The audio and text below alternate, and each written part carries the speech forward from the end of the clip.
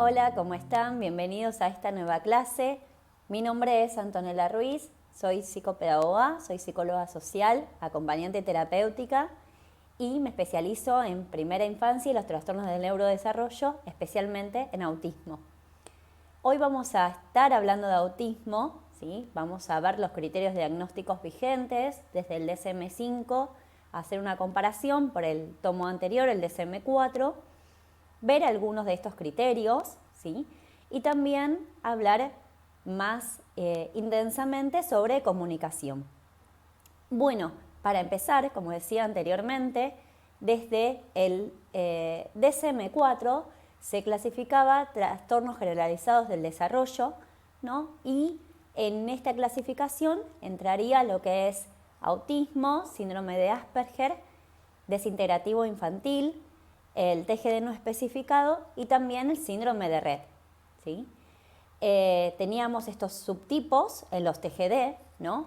Y se clasificaban, o mejor dicho, se categorizaban por tener déficits en la reciprocidad social, déficits en la comunicación y repertorio de actividades, intereses restringidos, estereotipados y repetitivos. Y el diagnóstico era a partir de los 3 años. Hoy en la nueva clasificación, en el tomo del DSM-5, se unificaron bajo solamente el criterio de trastornos del espectro autista, ¿no? Y lo que los caracteriza, ¿sí? Va a tener que ver con el déficit en la comunicación, tanto verbal como no verbal, y la interacción social.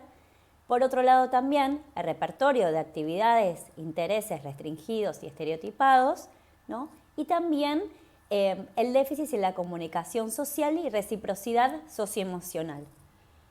Y también otra de las diferencias es que el diagnóstico se puede realizar a partir de los 18 meses de edad a través de un screening, ¿sí? Una evaluación rápida que se denomina evaluación de chat, ¿sí? Que consta de 3 ítems: la ausencia del juego simbólico, por un lado, la ausencia de atención conjunta, que tiene que ver con la capacidad de poder responder a 2 estímulos distintos a la vez, ¿sí? Y prestar obviamente atención, y la ausencia de comportamientos para señalar, ¿sí? Que se denominan los protodeclarativos.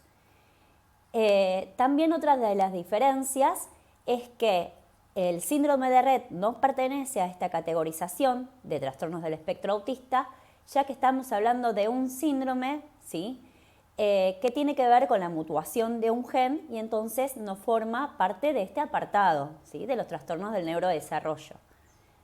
Y otra de las diferencias es que el trastorno del espectro autista se va a clasificar en 3 distintos niveles, ¿sí? Por un lado tenemos en el nivel 1 los que necesitan ayuda, ¿sí? Y tiene que ver con presentan algunas alteraciones significativas en el área de la comunicación social y hay una interferencia significativa en al menos un contexto en donde el niño se desenvuelve, ¿sí? En el grado 2 tenemos ayuda notable, ¿no? Que necesita ayuda notable, y hay un marcado déficit con limitada iniciación o respuestas reducidas o atípicas y la interferencia frecuente relacionada con la inflexibilidad y dificultades también en el cambio de foco atencional. Y después tenemos en el grado 3 que necesita ayuda muy notable. Acá hay mínima comunicación social y hay una marcada interferencia en la vida diaria, ¿sí? De este niño, en donde, bueno, esto conlleva inflexibilidad y dificultades de cambio y de foco atencional. Como recién mencionaba, en la nueva categorización, ¿no? Y en estos 3 distintos niveles, va a marcar justamente la diferencia y la amplitud en realidad que tienen los trastornos autistas. Por eso la palabra espectro, ¿sí? Que hace mención justamente a la variabilidad sintomática, ¿sí? Es decir, el conjunto de signos y de síntomas que pertenecen a la clasificación autista y con marcados y diferentes niveles, ¿sí? Ya sea en la comunicación y reciprocidad socioemocional. Acá, por ejemplo, podríamos hacer mención o rápidamente como notar algunas diferencias entre lo que anteriormente era Asperger, ¿sí? Y autismo propiamente desde el DSM-4, ¿sí? Por ejemplo, las personas que fueron diagnosticadas con Asperger tienen dificultades en la comunicación, pero no son tan marcadas como propiamente autismo, ¿sí? De hecho, vamos a encontrar Asperger de alto funcionamiento, ¿no? A estos nos podríamos referir hoy en día como el nivel 1, ¿sí? Del trastorno del espectro autista. Esto quiere decir que tienen un coeficiente intelectual por encima de lo normal, ¿sí?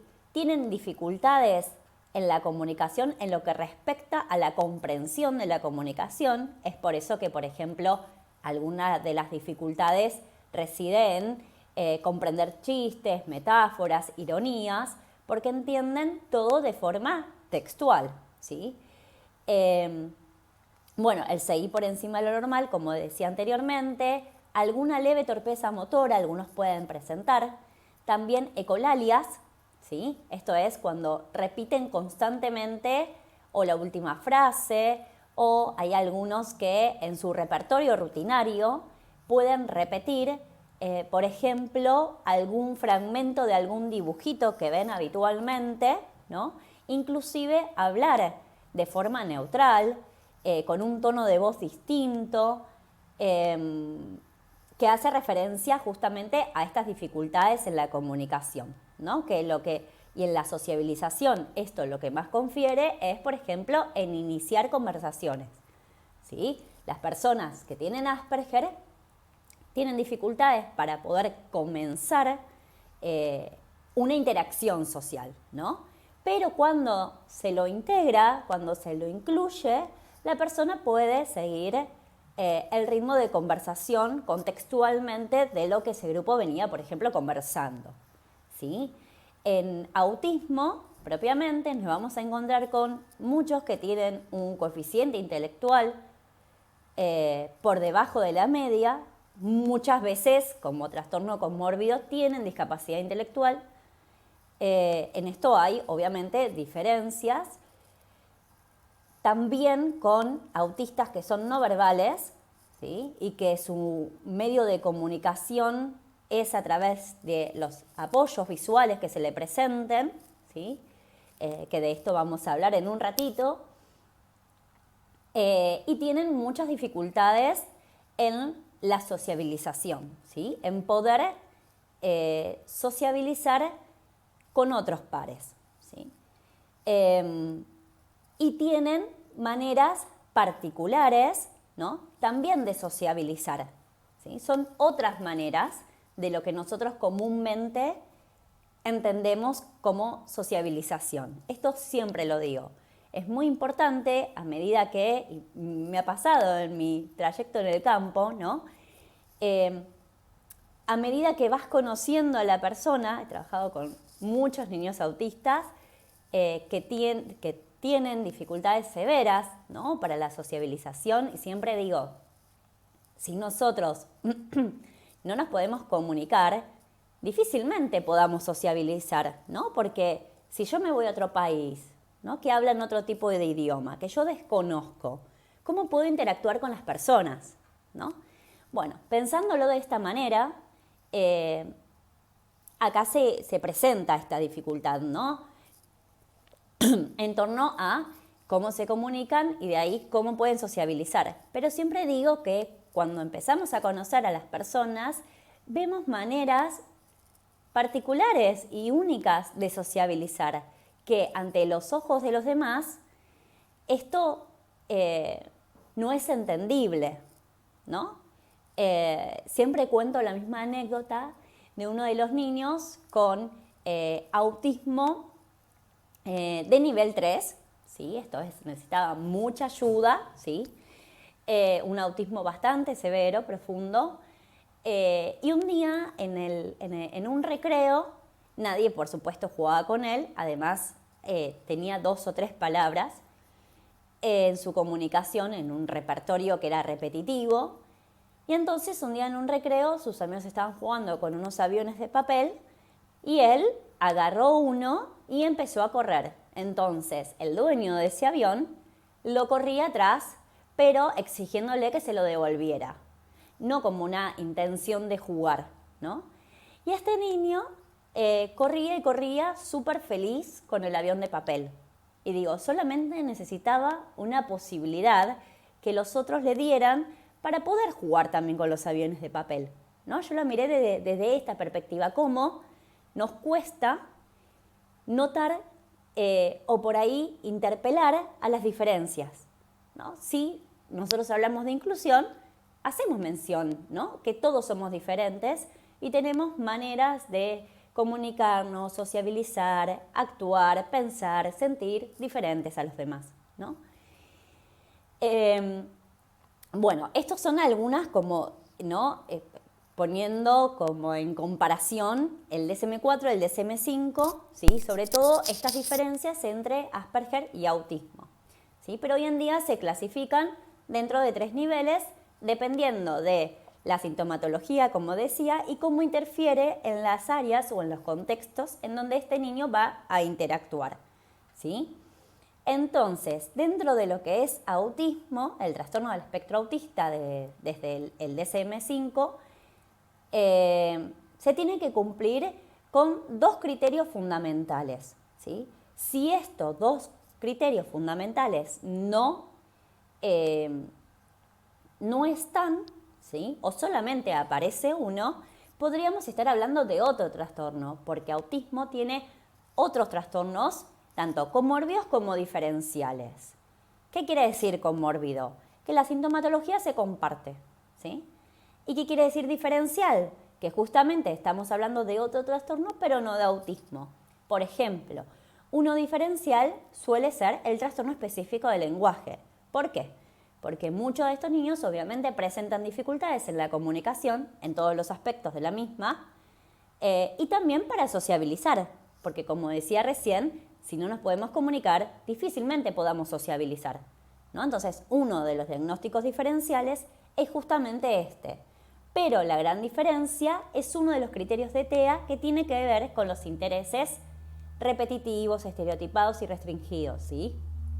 Que es el criterio B del DSM-5, ¿sí? Entonces, en el criterio, en lo que sería uno de los criterios, el criterio A, ¿sí? Del DSM-5 hace mención a deficiencias persistentes en la comunicación y también en la interacción social en diversos contextos, ¿sí? Y manifiesta algunos criterios, que estos criterios son conductas observables, ¿sí? Pero que no son exhaustivos, es decir, son a modo de ejemplo, pero sí se debe cumplir con este criterio. Por ejemplo, algunas personas suelen tener, en lo que respecta a las deficiencias en la reciprocidad socioemocional, suelen tener un acercamiento social que es anormal, ¿sí? Anormal para los ojos de los otros, ¿no? Después entramos en debate en lo que consideramos normal o no. Fracaso también en la conversación, ¿no? En ambos sentidos. Muchas veces pueden iniciar o mantener una conversación con un otro, pero muchas veces termina siendo descontextualizada, ¿sí? Por no comprender aquello que se refiere la comunicación que se está llevando a cabo, ¿sí? Disminución también en intereses, emociones o también afectos compartidos, ¿sí? Muchas veces y en muchos perspectivas teóricas, inclusive, ¿no? que pude llegar a leer, manifestaban que los autistas no tenían empatía, ¿sí? ¿Por qué? Porque no podían manifestar la misma. Ahora, yo descubrí que sí, pero que es particular, ¿sí? Es decir, no es que uno está llorando y vienen y te dan un abrazo, ¿sí? Pero sí hacen o manifiestan la preocupación por el otro, ¿sí? Esto también me pasó de una vez tener un cuello ortopédico y este nene me tocaba así era en otro niño con el que trabajé, autista, me tocaba así y me preguntaba, ¿qué te pasó? ¿No? ¿Estás bien? Me preguntó. Claro, porque yo tenía un cuello, ¿no? Digo, ¿cómo pueden percatarse de lo que le sucede al otro también, ¿no? Por eso considero particularmente, digo, y a través de la experiencia que he tenido en el campo laboral a lo largo de estos años, en descubrir que sí tienen, ¿sí?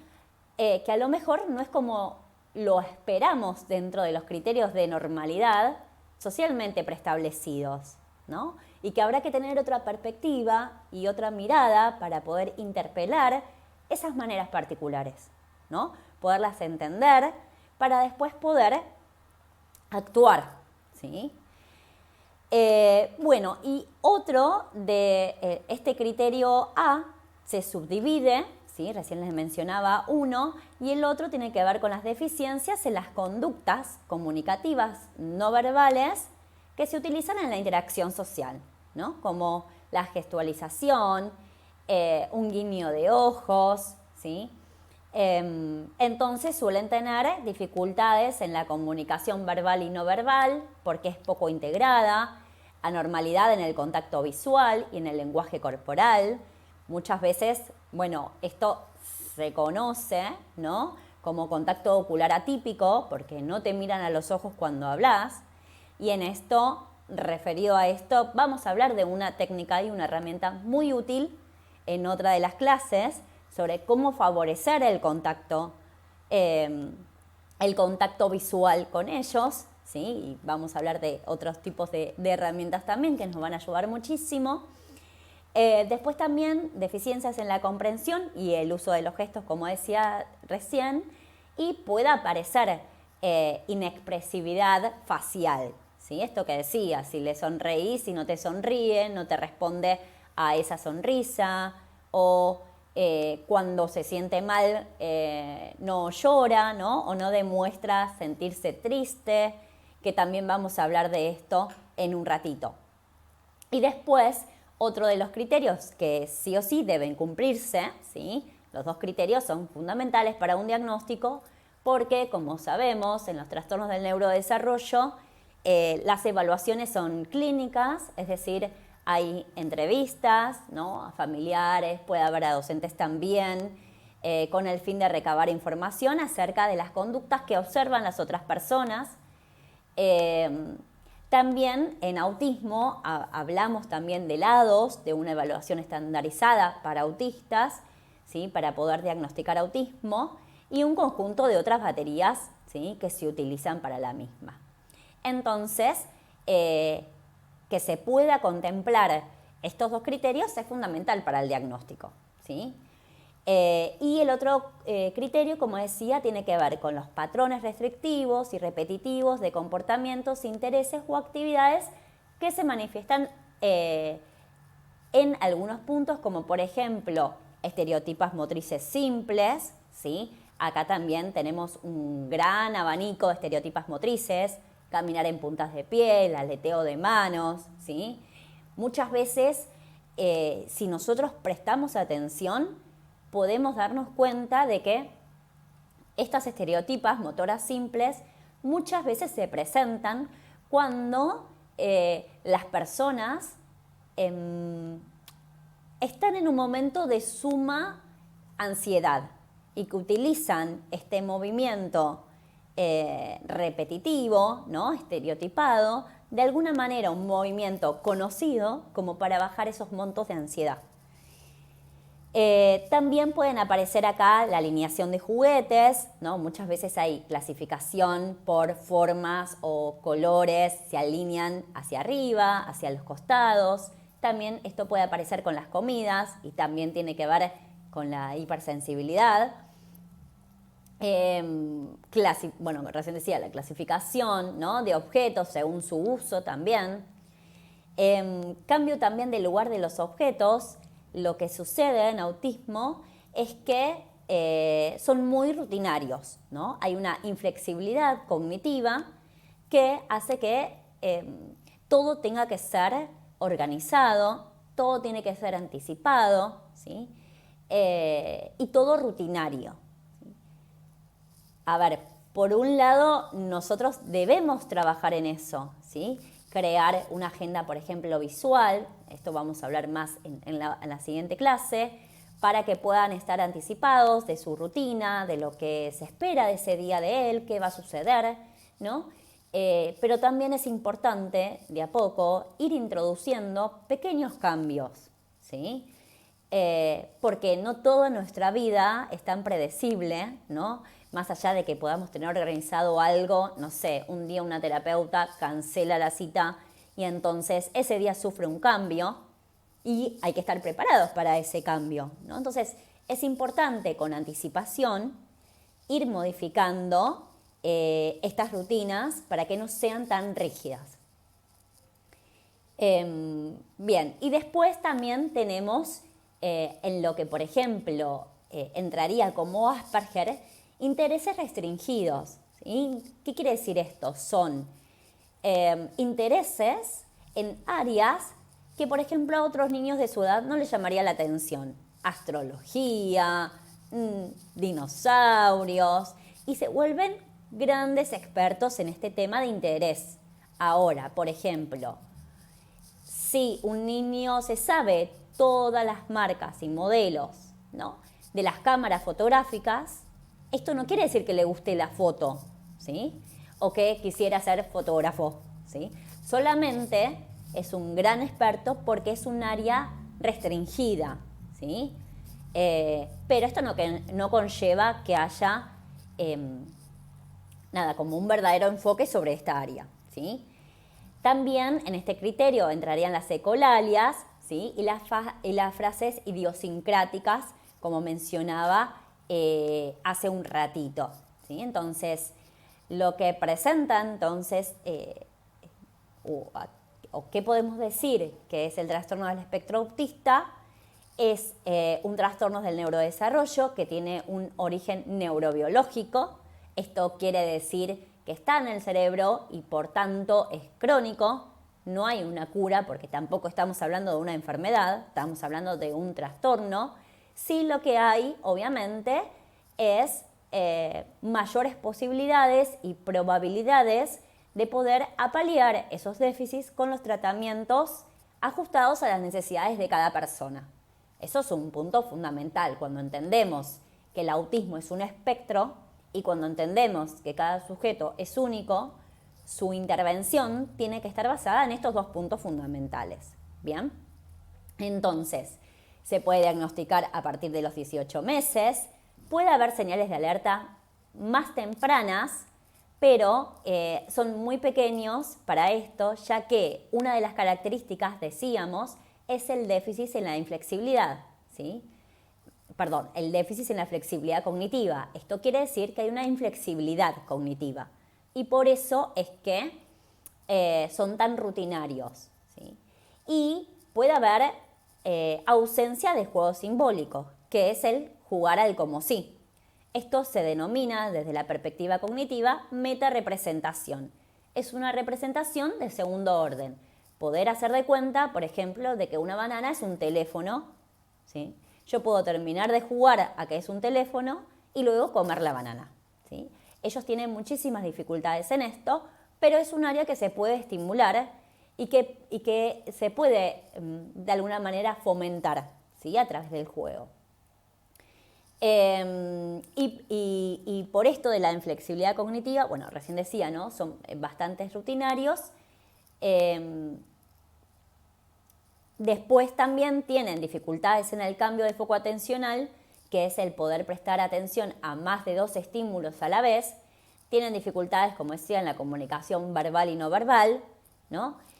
Esto de, dentro de la no verbal, poder entender las gestualizaciones, ¿sí? Y dentro de la verdad de la comunicación verbal, lo que tiene que ver con la comunicación expresiva y con la comunicación receptiva, ¿sí? Por eso es que muchos necesitan apoyos visuales.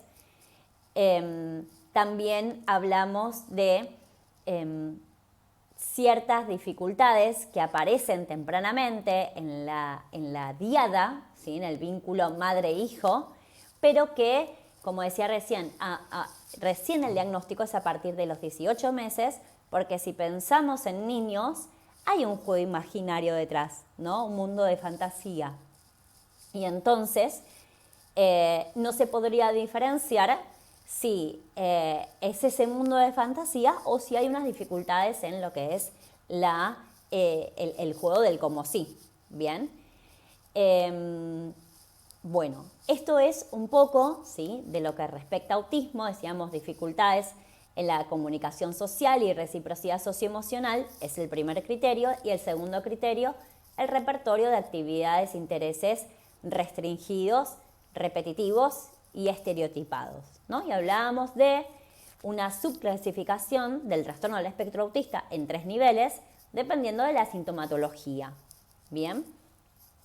Ahora me gustaría poder hablarles un poco sobre la comunicación, ¿sí?, para poder generar otras herramientas, ¿sí? Uno de los focos en la comunicación en autismo nos basamos en los sistemas aumentativos de la comunicación. ¿Qué son estos sistemas? ¿Sí? Nosotros los podemos encontrar como SAC, S-A-A-C, que sería sistemas aumentativos y alternativos de la comunicación, pero en autismo solamente nosotros utilizamos los aumentativos para poder favorecer y promocionar lo que es la comunicación. Los alternativos no, porque de alguna manera la suplantan a la comunicación, ¿sí? Entonces, estos sistemas son una forma de expresión diferentes al lenguaje hablado y que van a tener como objetivo aumentar justamente el nivel de expresión, ¿sí?, lingüística en aquellos que tienen dificultades, ¿no? Decíamos que la comunicación y el lenguaje son necesarios, ¿bien?, para todo ser humano, para relacionarse con los demás, para poder aprender, para poder disfrutar, ¿sí?, para poder interaccionar con los demás. Entonces, es muy importante que podamos utilizar herramientas adecuadas para poder favorecer, ¿no?, y aumentar la comunicación, ya sea de las dos maneras, ¿sí?, tanto verbales como no verbales. Es muy importante siempre, y creo que es clave, ¿no?, cuando nos encontramos con personas que no poseen un lenguaje verbal, nosotros no suprimir nuestra oralidad, ¿sí? Porque ¿para qué le voy a hablar si total no me va a responder? Esto jamás debe de pasar. Yo siempre tengo que poder favorecer a través de mi oralidad la oralidad del otro, ¿sí? Siempre, bueno, utilizamos apoyos, que ahora les voy a decir yo particularmente de dónde los saco, pero también es muy importante siempre acompañar la gestualidad, ¿sí? En otra clase vamos a ver una técnica para poder y una herramienta para poder favorecer el contacto visual, para que obviamente puedan vernos y puedan observar lo que nosotros estamos comunicando a través de la gestualidad, ¿sí? No es lo mismo decirle yo qué cosa que decirle qué cosa. Es diferente, ¿sí? Entonces, es muy importante siempre acompañar la oralidad y la gestualidad, ¿sí?, para poder llegar a través de varios estímulos a los otros, ¿sí? Muy bien. La comunicación aumentativa, ¿no?, utiliza ciertos sistemas de símbolos, ¿no?, que nosotros para trabajar en autismo utilizamos los famosos pictogramas, que forman parte de esta comunicación aumentativa, ¿sí?, que son productos de apoyo para la comunicación y que incluyen también, se pueden incluir dentro de algunos recursos tecnológicos, ¿sí?, como por ejemplo los dispositivos móviles, las tablets, y es muy importante que estos productos de apoyo sean ajustados a las necesidades de cada uno, ¿sí?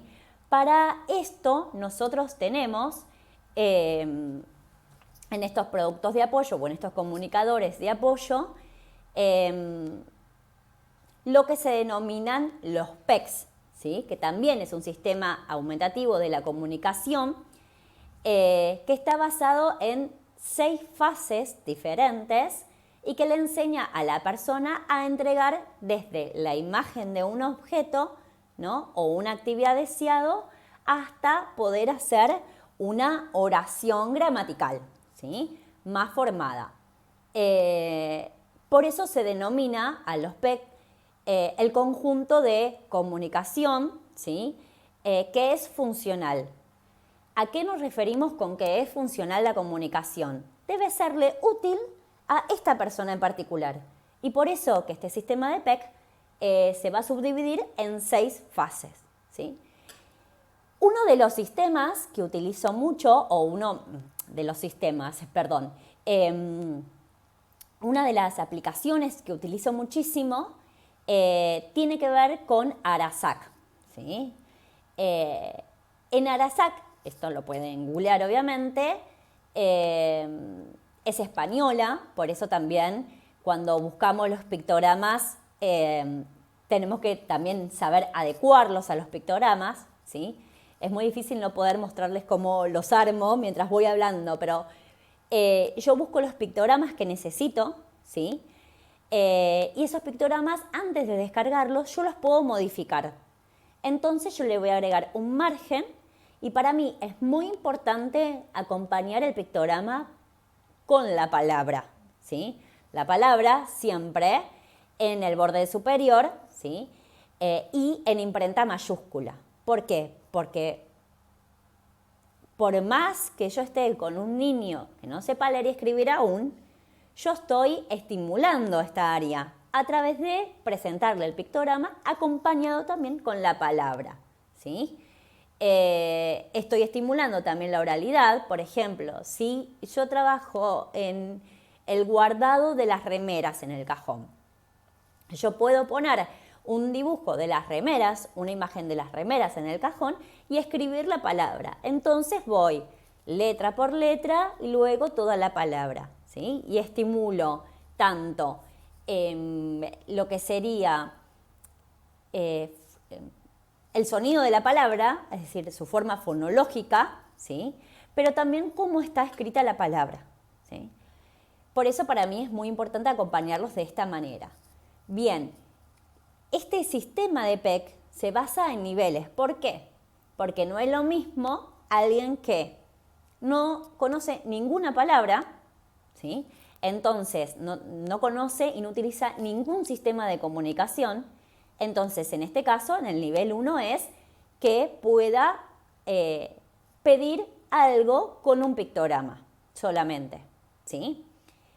Y después se va a ir aumentando, ¿sí? El nivel hasta que la persona pueda armar una frase, ¿sí?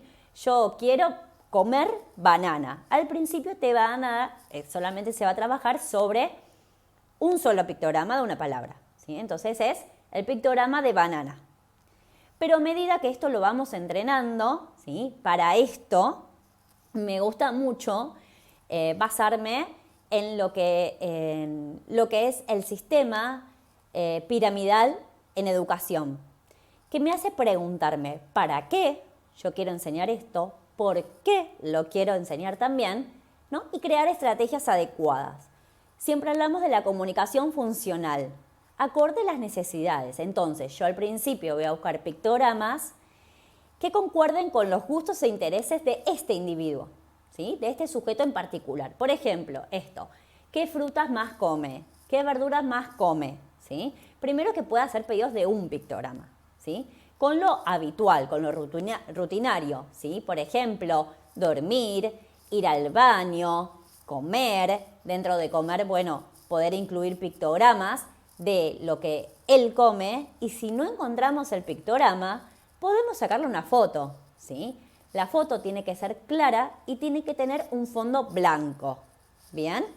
Lo podemos armar nosotros si no encontramos el pictograma.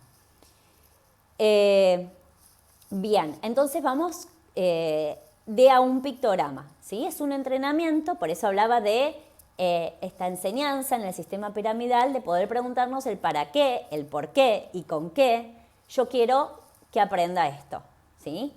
Algunos al principio usan una carpeta, ¿sí? Es una carpeta que tiene hojas de diferentes colores.